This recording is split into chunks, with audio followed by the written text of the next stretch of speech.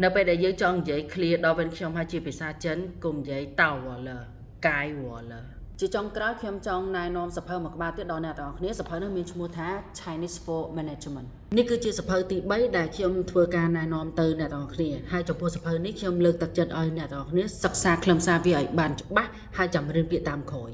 ព្រោះសភៅហ្នឹងផ្ដោតទៅលើជំនាញក្នុងការគ្រប់គ្រងបណ្ដោះគំនិតភាពជាអ្នកដឹកនាំនិងការដោះស្រាយបញ្ហាមេរៀននីមួយៗឆ្លុះបញ្ចាំងពីទស្សនវិជ្ជានិងកាតព្វកិច្ចភាពជាអ្នកគ្រប់គ្រងរបៀបជំរុញស្មារតីក្រុមការសម្របសម្រួលតំណែងតំណងក្នុងក្រុមថ្នាក់ក្រោមហើយនិងថ្នាក់លើសភៅនេះទើបតែ release នៅពាក់កណ្ដាលឆ្នាំ